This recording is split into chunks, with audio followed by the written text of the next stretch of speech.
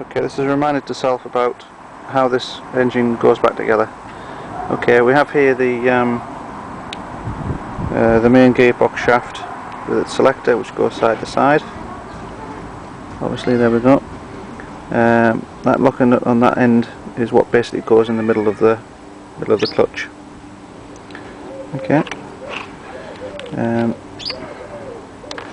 This is the final drive sprocket with its washer and final drive lock nut.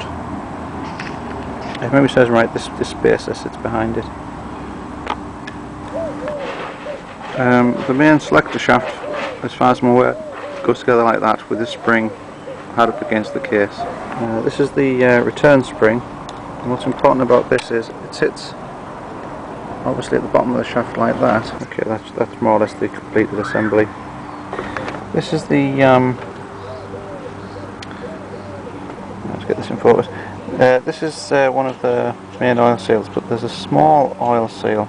Okay, you see it with a washer and an oil seal, and that basically sits behind this gearbox, this primary drive sprocket, which is there. There's obviously a locking nut goes on the top, and there's a tiny, very small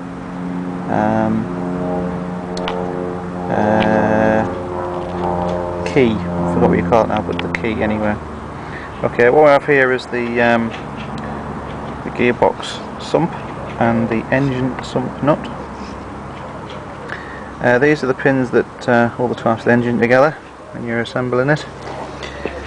These are the components for the kickstart mechanism. Don't forget the plate, and obviously you've got the key spring there. Gearbox assembly, that's the lay shaft. The bushes are still inside the engine, so that shouldn't be an issue. We've got here the push rod for the clutch. We've got the piston complete with gudgeon pin and the gudgeon clips. This is the generator magnet, which has a very sturdy spring washer and a big nut. It's obviously the primary drive chain. And here we have the components that make up the mounting for the generator. Don't forget the three very small washers. And then we've got the generator itself. Over here we have the crank assembly, and hopefully you can see the movement side to side, which in itself is not particularly interesting, but what is interesting is the fact that it goes up and down, and when it does go up and down it does so with a noticeable clunk. These are the components for the points. This is the generator cover, but it also contains the engine bolts and the engine mounting plate. We've got a problem in that the I'll come back to it, but the pinch bolts for the cylinder head, one of them's been drilled out and hasn't been done very well. This is one of the main engine casings, which is now got its bearings removed, and I'm going to have to make a point of making sure that the oil ways, which you can just about see there, but which actually start in that crevice there and that crevice there, are actually clear before we put it back together again. And you can actually see that the main circlip's actually still installed in the middle. This is the gear selector. Okay, and we'll try to derust it as best we can.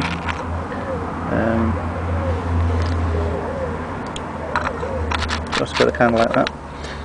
Now these are the actual selectors themselves. What's important to remember here is that these little things on the end actually are separate, and I can't forget to refit them or I'll probably have selector problems. I don't actually remember which way around those go. This is the selector indent mechanism with the plunger, ball bearing and spring. Okay. These two small components here actually go over top of the bearing on the clutch. This is the clutch itself with the bush insert, clock spring and the gear ratchet. Okay, and these are two circlips. One come out of the well, basically both come off the gearbox shaft, one on each end. and over here we have the clutch components. Now all I've got to do is hope that I know how to put all these components back together, so eventually the bike is complete. Before I forget, if you see that little tiny thing kicking around, which obviously looks like an engine joining together, it's not. It's actually a locating dowel for the engine, which sits in the side cover like that.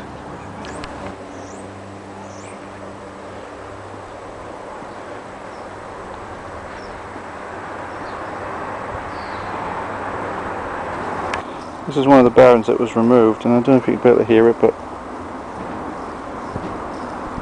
it's shot. This is the one out of the final drive, and it has actually locked up there. I can't actually turn it, so here we go, it's going again.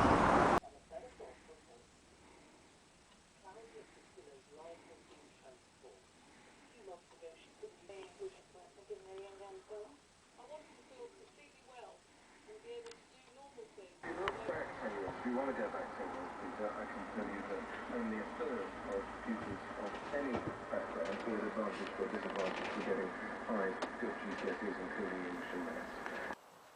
Okay, it's the 15th of September 2010 and the Bantam is in bits again. Basically the bike started leaking oil out of one of the fork seal caps, which is actually worse than it sounds, because what I've actually discovered is that there wasn't any oil in the other side, so even though it was in just as bad a condition, it would never have leaked, and would probably end up making the bike unstable eventually. This is just a brief record of how to put the thing back together. On the bottom of the fork you can see there's a plain brass bush, a white plastic spacer, and then a second bush, this time with a lip on it. And if you move a little bit further along, you can see the pitted area of the fork, which was causing the seal to fail. Important things not to forget are these large washers that fit at the ends of the springs. Got another one here. If you have a look at this wiper seal, you may or may not be able to see that it's completely destroyed on one side. It's actually been incorrectly assembled. This washer should go at the top of the spring, not at the bottom, so there's only 2 of these required, and I've actually got them. What's actually happened is that washer's being placed at the bottom of the spring instead of the top, and then the 2 have been pushed together, and that's what's destroyed this wiper seal.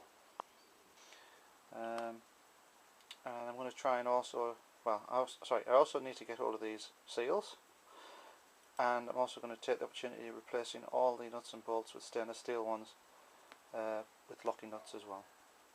I'm not going to replace the cap nuts, because I think they add a bit of character to the bike.